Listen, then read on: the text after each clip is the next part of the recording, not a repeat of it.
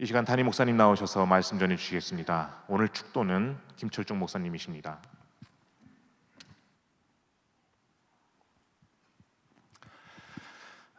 오랜만에 얼굴 가까이서 뵙게 됐습니다.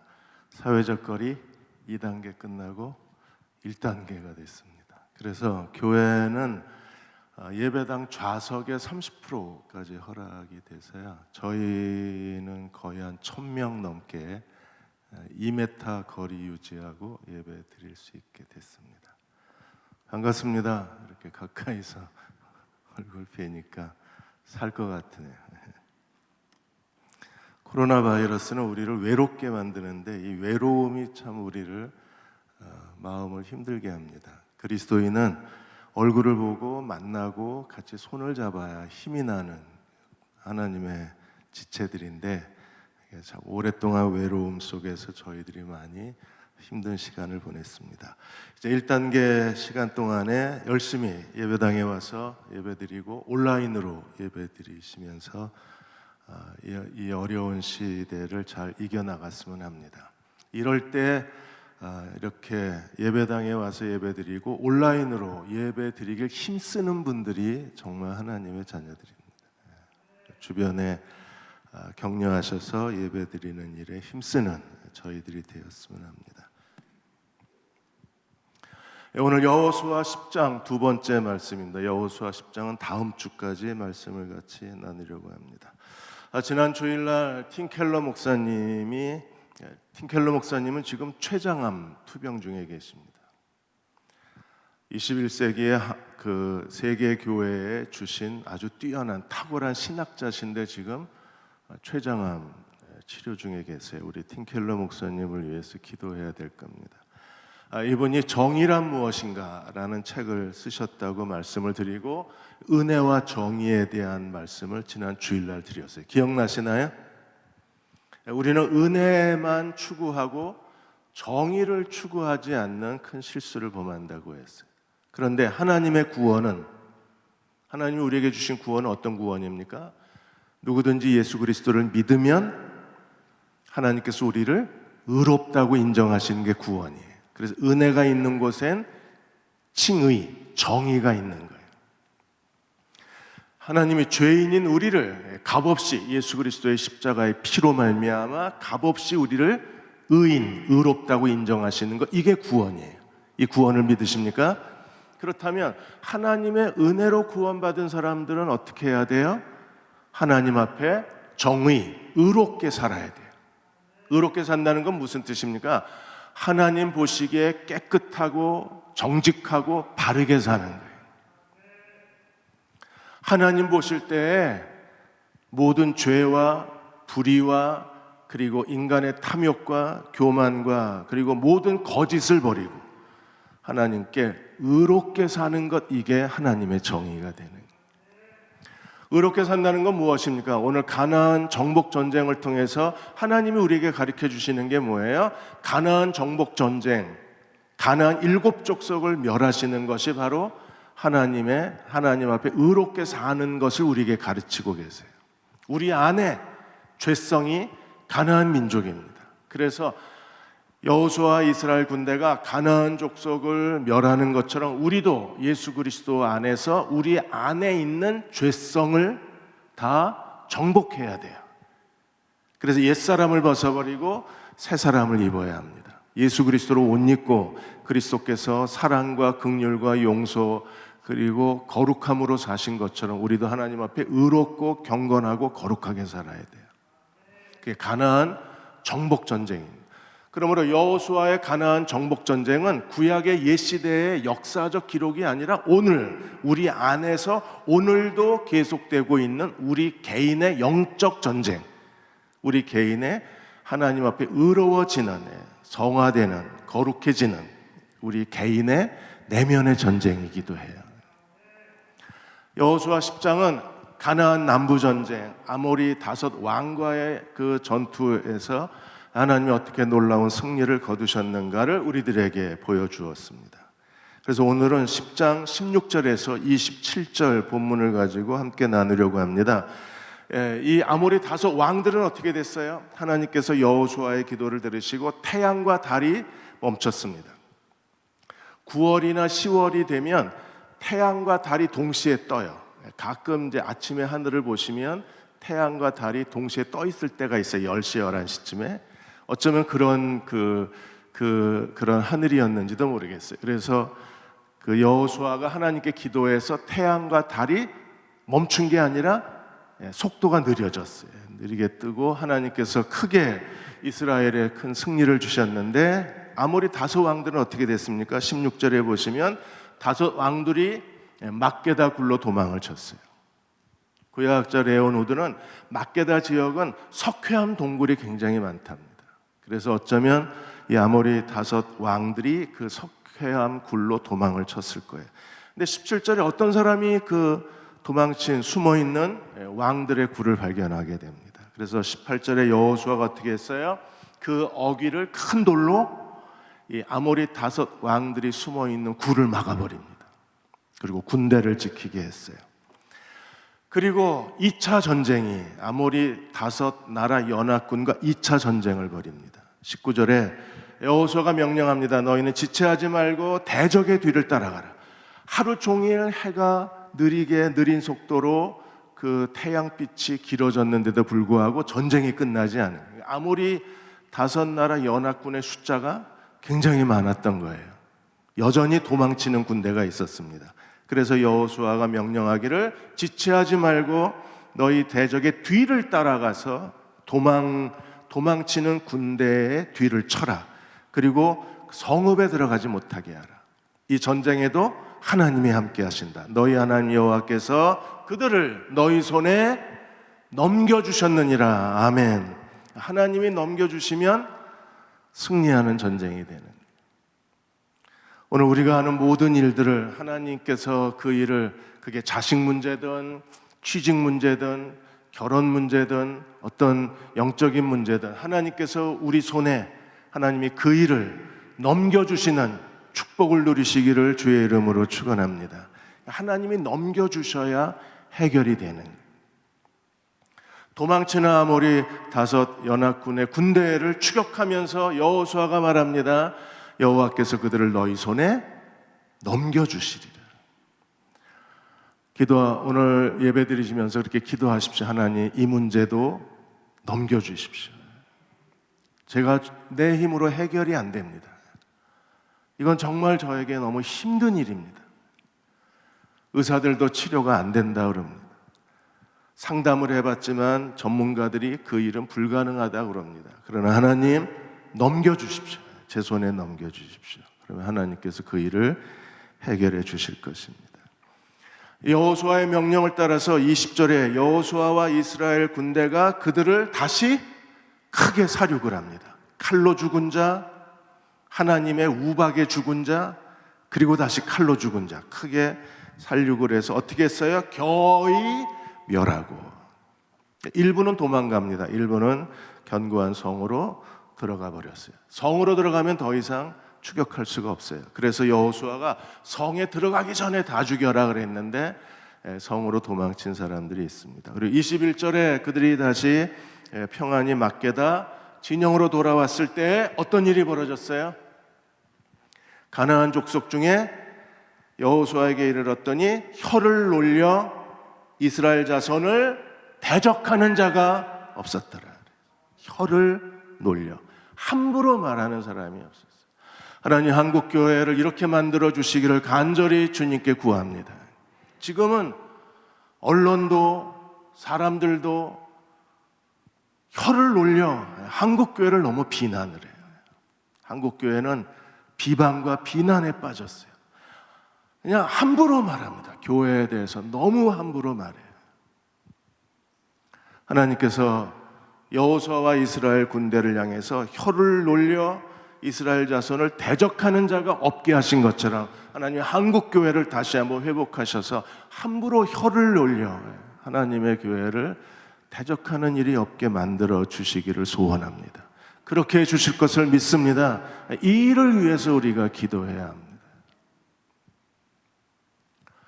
어떻게 혀를 놀려 하나님의 교회를, 하나님의 백성들을, 예수 그리스도의 몸된 교회를 함부로 말할 수 있는지, 그게 우리들에게는 두려움이 되잖아요.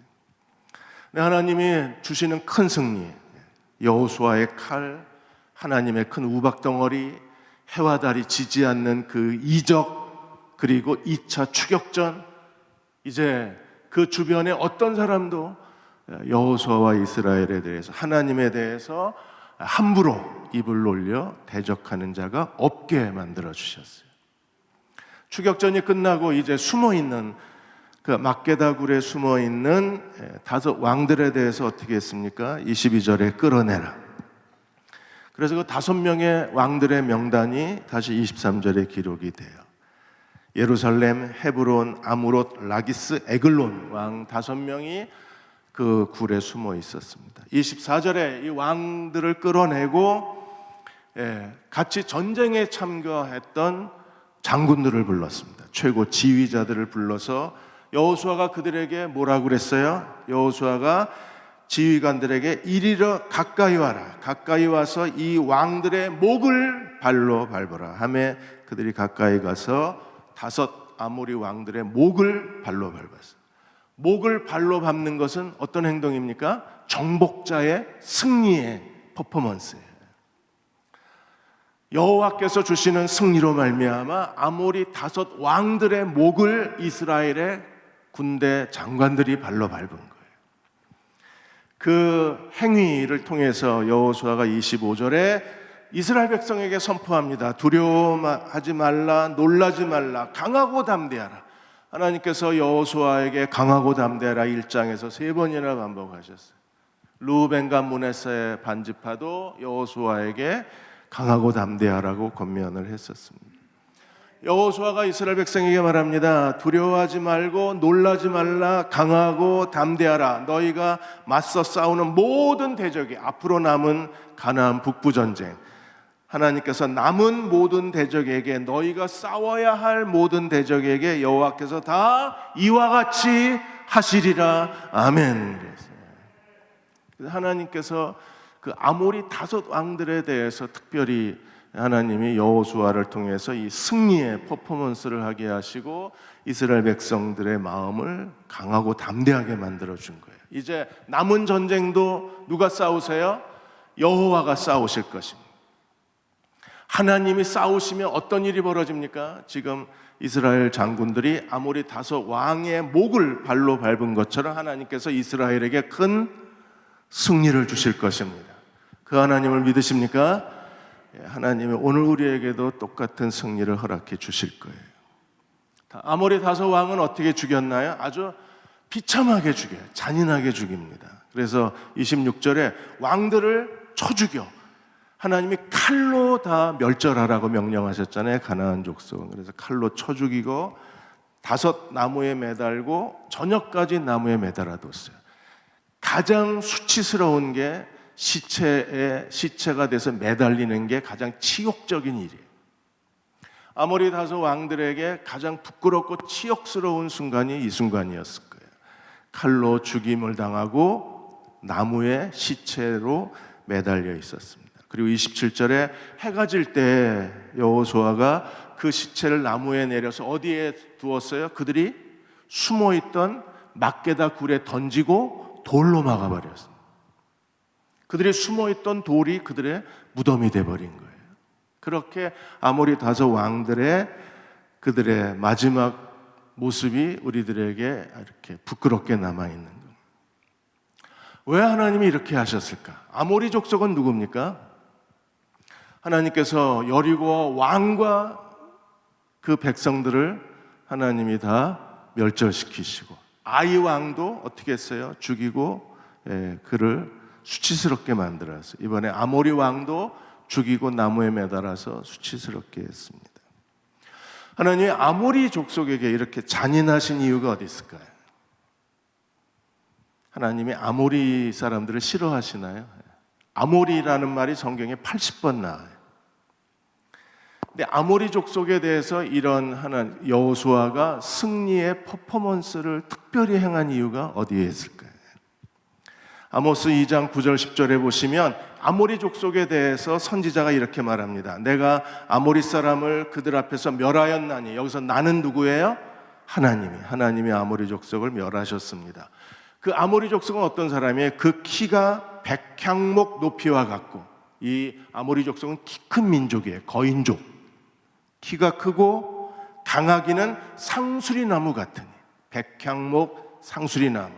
이스라엘 백성들은 백향목 상수리나무 그러면 무슨 뜻인지 알아들어요. 우리나라 같으면 참나무처럼 단단하고, 그럼 우리는 무슨 뜻인지 알잖아요. 그런 것처럼 키가 크고 거인에다가 굉장히 강한 민족이 아모리 족속입니다. 그래서 하나님께서 내가 그 위에 열매, 그 아래 뿌리, 하나님이 열매와 뿌리까지 다 멸절을 하셨어요.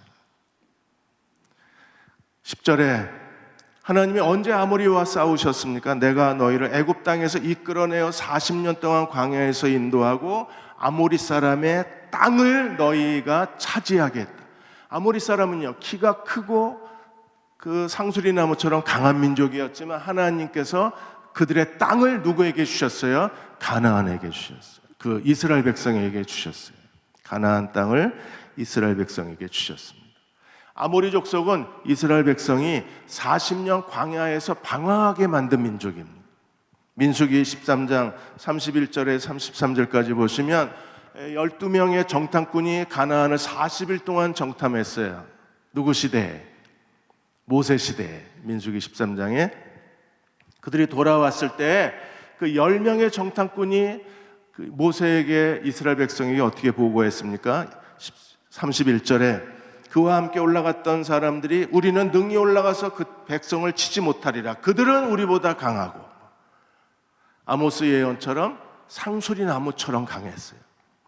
그리고 32절에 이스라엘 자손 앞에서 그 정탐한 땅을 악평하여 이르되 그 우리가 두루 다니며 정탐한 땅은 그 거주민을 삼키는 땅이요, 거기서 본 모든 백성은 신장이 장대하고, 아모스 선지자의 예언처럼 백향목처럼 키가 컸어요. 그리고 33절에 거기서 네피림의 후손인 아낙 자손의 거인들을 보았나니 우리는 스스로 보기에도 메뚜기 같으니 그들이 볼 때에도 우리는 메뚜기 같았을 것이다. 거인과 메뚜기, 그게 아모리 족속의 사람들의 모습과 그리고 이스라엘 스스로의 열등감이었어요. 이 강한 군대는요, 여호와가 싸우지 않으시면 누구도 이 군대는 정복할 수 없어요. 그래서 하나님께서 이 아모리 족속과의 전쟁에서 이스라엘이 스스로 전쟁에 나아갔을 때 아이성에서 패배했습니다. 여호수아가 그 하나님을 의지하고 하나님이 지시대로 순종했을 때, 여호와가 같이 싸울 때에만 큰 승리를 거둬요. 여리고, 아이, 그리고 오늘 가나안 남부전도. 왜요? 하나님이 함께 싸우지 않으면 누구도 이 거인 아모리 족속, 크고 강한 민족과 더불어 전쟁에서 이길 수가 없는 거예요. 그 대표적인 게 바로 엘라 골짜기에 골리앗이 나왔을 때 사울과 다윗의 차이예요. 골리앗이 그 이스라엘을 비난하고 함부로 입을 열려 이스라엘을 조롱하고 하나님을 비웃었을 때, 사울은요, 칼과 창을 가지고 골리앗을 대항할 수가 없었어요. 누가 이 골리앗을 무너뜨립니까? 여호와의 이름으로 나간 다윗이 물맷돌로 무너뜨립니다. 칼과 창이 아니라 물맷돌로. 하나님이 싸우셔야 돼요.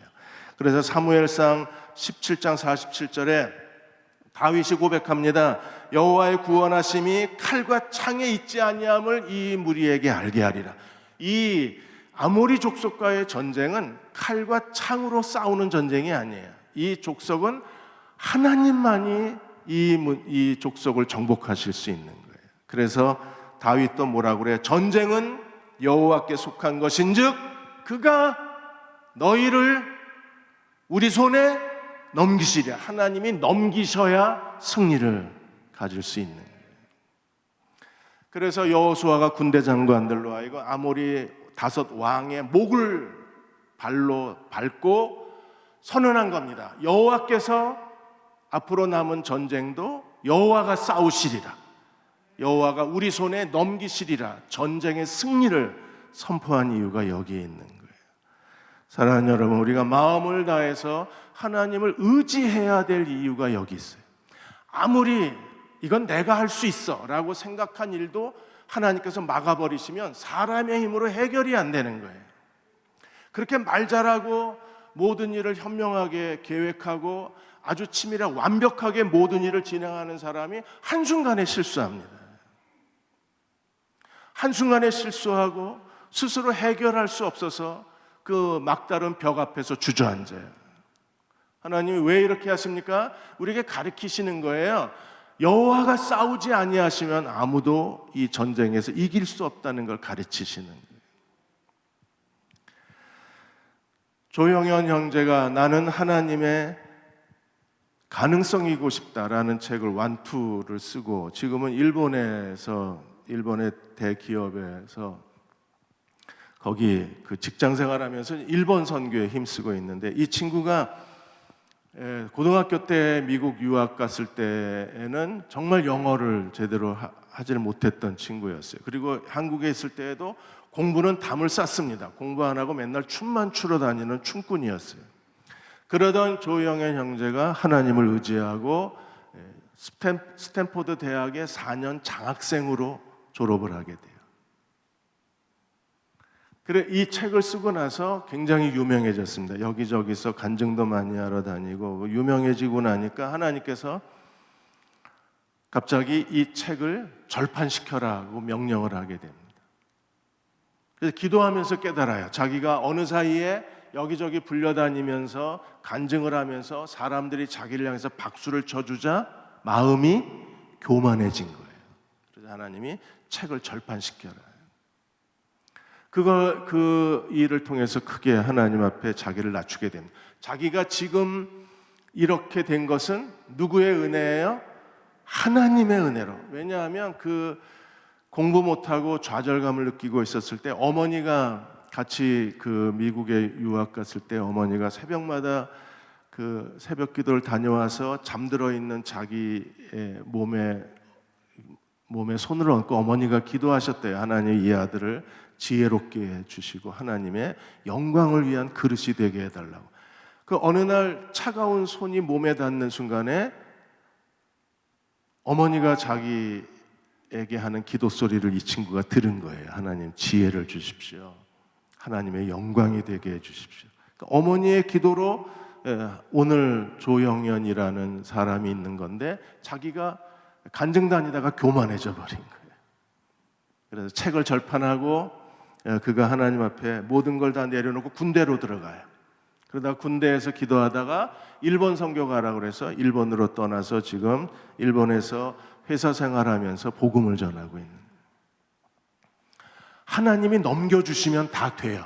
공부 못하는 영어 빵점 아이도, 공부와 담싸고 춤만 추러 다니던 애도 하나님이 넘겨주시면 그 스탠포드 대학을 4년 장학생으로 다니는 거예요. 저는 왜 이렇게 삽니까? 하나님이 넘겨주질 않으셔서 저는 이렇게 사는 거예요. 넘겨주시면 하나님이 세우실 수 있는. 자녀를 위해서 기도하십시오. 하나님 넘겨주십시오. 지혜를 주십시오. 하나님의 영광의 그릇이 되게 해주십시오. 자, 아모리 족속은 가나안 7족속 중에 하나입니다. 이 가나안 족속을 왜 하나님이 다 멸하라고 하셨어요? 가나안 7족속만 하나님이 진멸하라고 그러셨어요.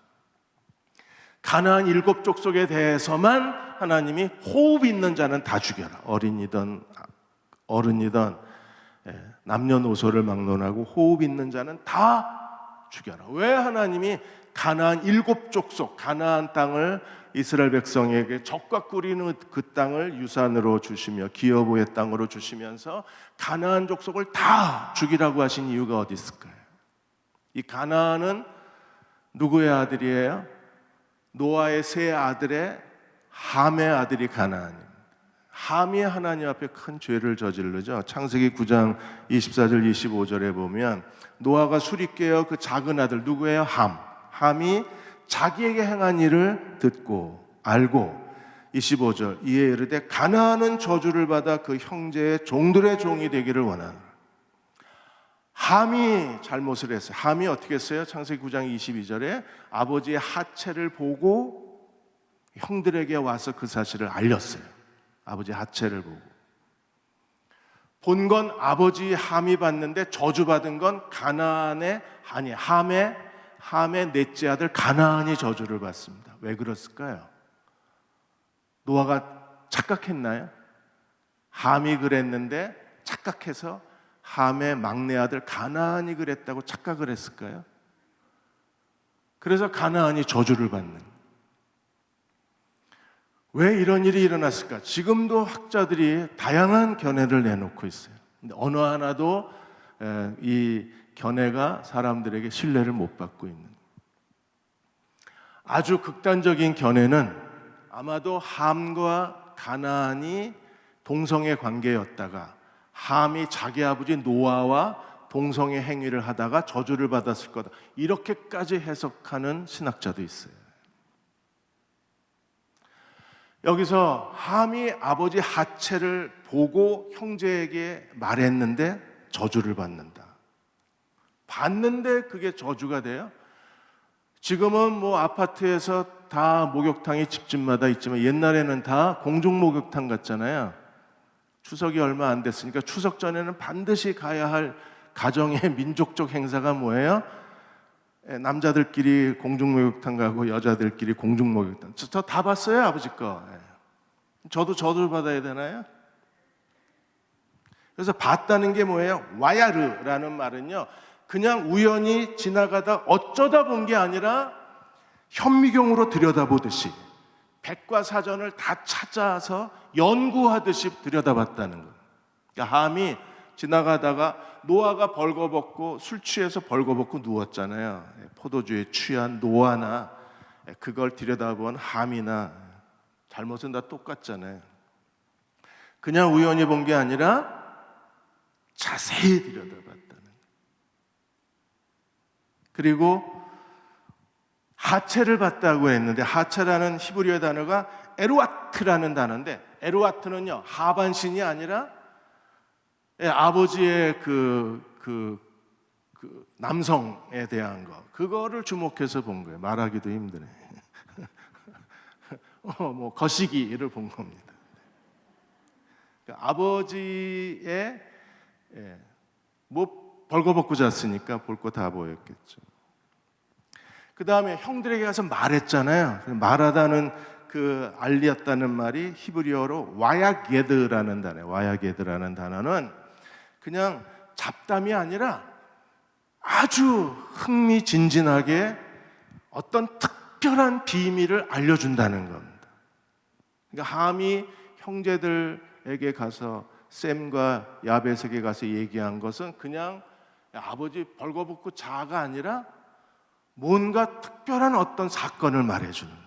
그래서 함이 저주받는 것은 그냥 본 것 때문에 저주받는 게 아니라 어떤 문제점이 있었을 거라고 보는 거예요.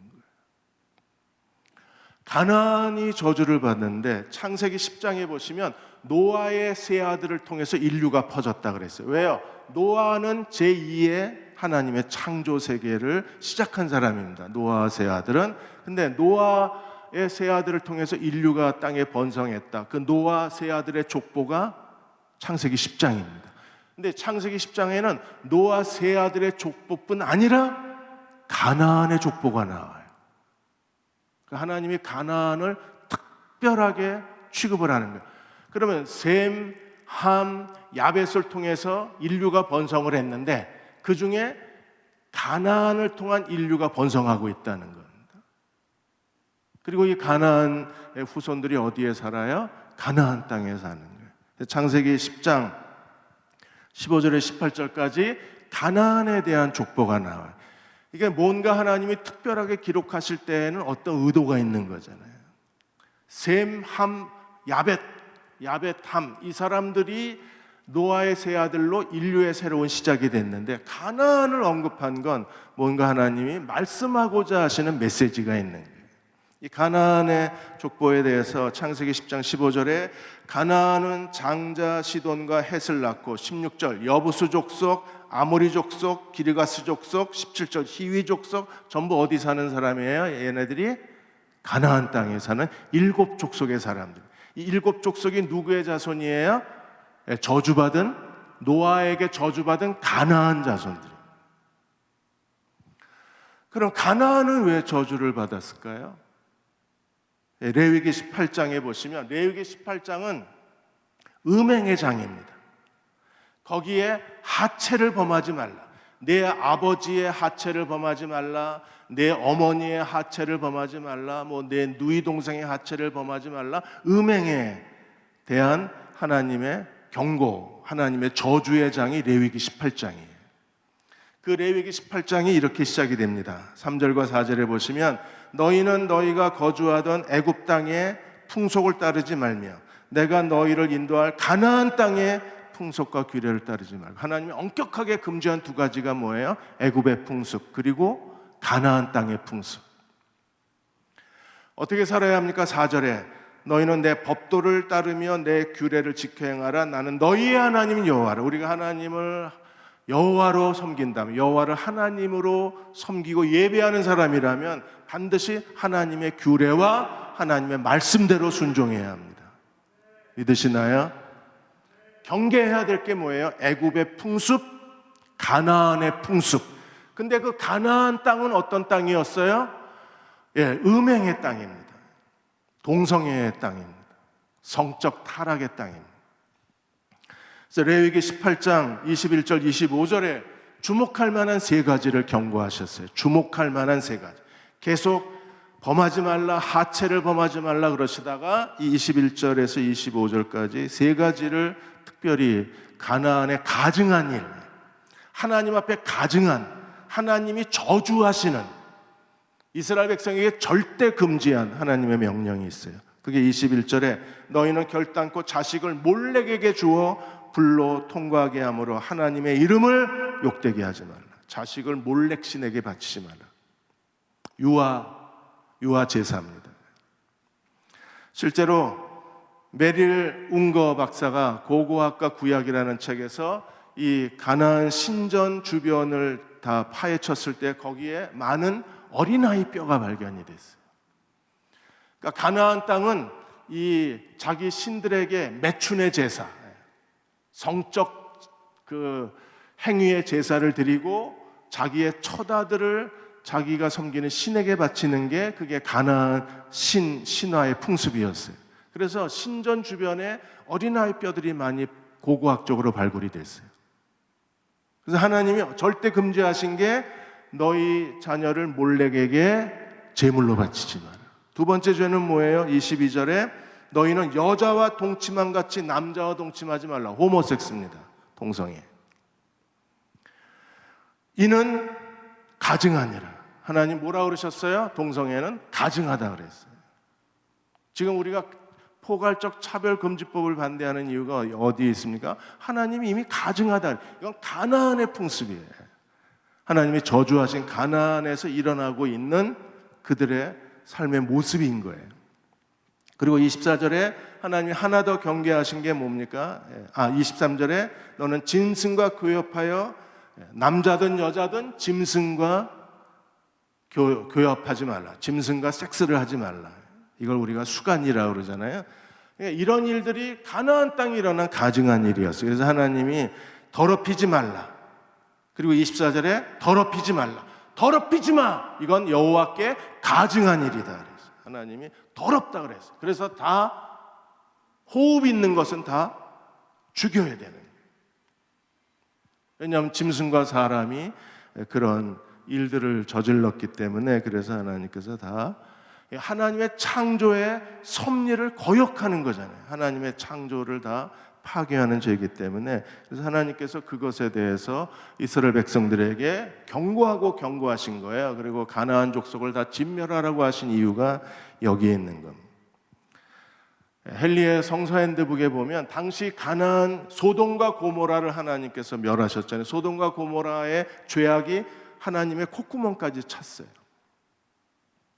그러니까 하나님의 소돔과 고모라의 그 가증함 때문에 소돔과 고모라를 토해냈을 수밖에 없는 거잖아요. 근데 소돔과 고모라의 대표적인 죄가 무엇입니까? 우리는 그 소돔과 고모라의 죄악이 뭔지를 잘 몰라요. 그러나 한 가지 성경에 나와 있는 중대한 사건이 뭡니까? 두 천사가 소돔과 고모라를 방문했을 때 거기서 일어난 남색하는 자들, 남자를 원했던 남자들의 이야기를 우리가 창세기에서 발견할 수 있는 거예요. 이번에 주일날 말씀드린 것처럼 법무부의 14주 낙태에 대한 법 조항에 대해서 지금 행동하는 프로라이프라는 단체에서 지금 바른인권여성연합의 23개 여성단체, 그 다음에 한국기독교생명윤리협회 등 44개 단체가 전부 연대를 형성해서 이번에 법무부의 14주 낙태 허용에 대한 것을 반대하고 있어요. 12주, 14주만 되면 아이가 이미 어머니의 자궁에 깊이 뿌리가 박혀서 굉장히 빠른 속도로 성장하는 시기가 12주, 14주랍니다. 그때 되면 아이가 엄마 목소리를 들을 수 있대요.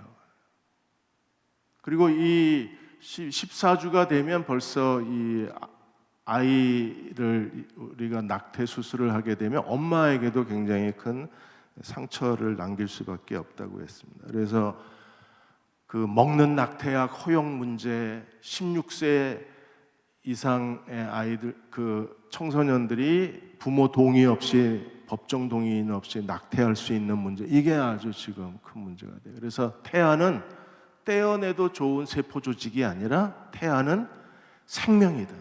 생명. 가나안 땅에서 자녀를 몰렉신에게 바치는 행위나 엄마 뱃속에서 태아가 고통을 당하는 일이나 똑같은 현상이죠. 그리고 지금 진평연에서 진정한 평등을 바라며 나쁜 차별금지법 제정을 반대하는 국민연합, 이걸 줄여서 진평연이라고 그러는데 지금 교회 홈피에 그분들 강의가 매주 올라오고 있습니다. 이번에 진평연에서 CBS에 대한 성명서를 냈어요. 왜냐하면 CBS가 기독교 방송인데 이 차별금지법을 계속 옹호하는 프로그램을 내보내요. 그래서 진평연에서 이 CBS에 대해서 마치 차별금지법을 반대하는 한국 교회가 문제가 있는 것처럼 집중 보도하는 일을 멈춰라. 그렇지 않으면 CBS 시청을 거부하겠다. 이렇게 지금 경고를 하고 있는. 기독교 방송이라고 알려진 CBS조차도 지금 정부의 이 포괄적 차별금지법을 찬성시키기 위해서 교회를 설득하고 있는 거예요. 이 문제는요, 우리가 진정한 평등은 하나님 나라라고 했어요. 그리스도인이라면 평등을 추구해야 합니다. 그러나 동성애 문제에 대해서는 우리가 성경적 입장을 지켜가야 돼요. 왜냐하면 지금 레위기 18장 21절에서 25절까지 그 유아 살해, 낙태가 유아 살해 아니에요? 남자가 남자의 하체를 범하지 말라.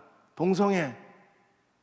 지금 하나님이 가나안 땅에 이건 가증하다고 말한 일이 지금 대한민국 땅에서 일어나고 있는 거예요.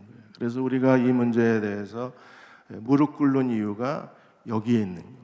뭐 짐승과의 뭐 관계는 잘 모르겠지만 어느 사회학자는 구약에서 짐승과의 그 교접을 금지한 게 지금 새로운 형태가 됐다는 거예요. 그 새로운 형태가 뭐예요? 같이 살아요. 그래서 이제 반려견이 아니라 아들, 딸이 됐어요. 목사님, 제 딸이에요. 암컷 강아지였어요. 어느 사이에 이게 인간이 돼서 인간 사회에 들어왔다. 이게 또 다른 사회적 현상이라고 해석하는 분도 계십니다. 그냥 재밌게 들으시면 돼요. 진짜야 그러실 필요 없습니다. 그분의 개인의 의견이니까. 이제 우리는 어떻게 살아야 됩니까? 우리는 혈행 공동체로 살아야 돼요. 혈행 공동체는 뭐예요? 철저하게 하나님 말씀대로 순종하는 거예요. 그래서 하나님이 가증하다 그러는 건 다 버리고, 죽여 그러는 건 죽여버리고, 너의 마음에 있는 모든 분노를 죽여라 그럼 분노를 죽여야 돼요.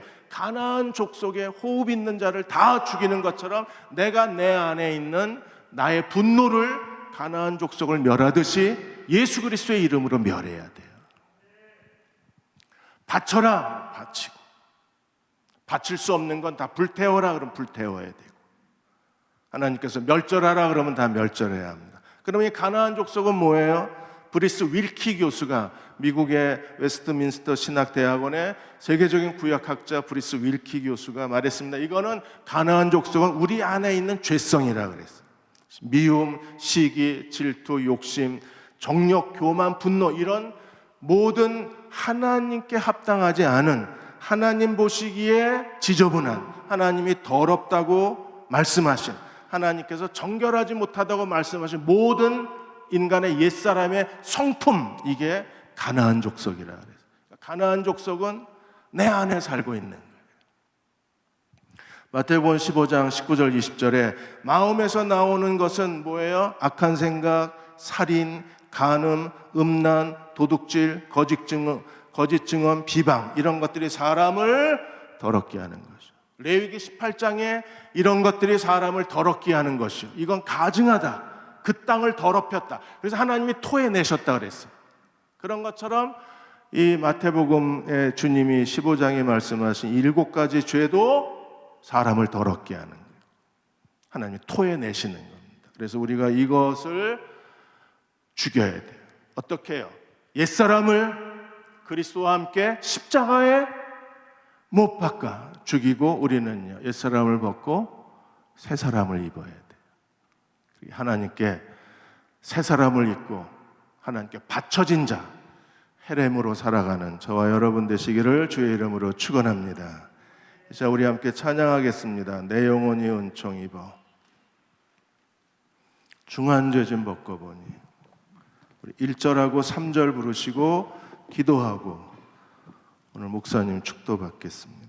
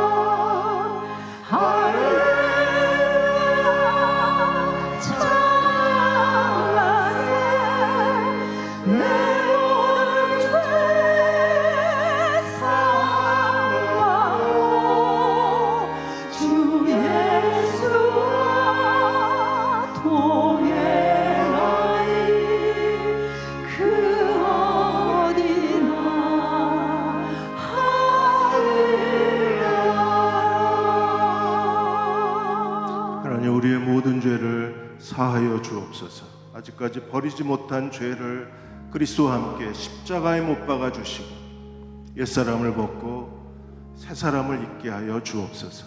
어두움과 그 모든 행위를 벗게 하시고 빛의 자녀처럼 착함과 의로움과 진실함으로 살게 해 주옵소서. 지금 그렇게 살고 싶습니다. 거룩하고 정결한 백성으로 살고 싶습니다.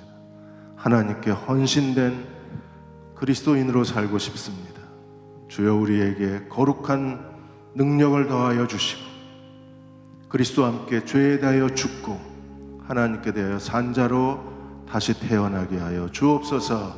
이제 우리 잠시만 함께 통성으로 기도하겠습니다. 아버지 하나님, 우리가 그리스도와 함께 죄에 대하여 죽고 하나님께 대하여 산 자로 살기를 원합니다. 아버지 하나님, 우리를 가르쳐 주시고 옛사람을 벗게 하여 주시고 새 사람을 입는 그리스도의 종들이 되게 하여 주옵소서. 가나안 족속을 진멸하신 하나님, 우리 안에 가나안 족속도 진멸시켜 주옵소서. 주님만이 국림에 하실 수 있음을 믿습니다.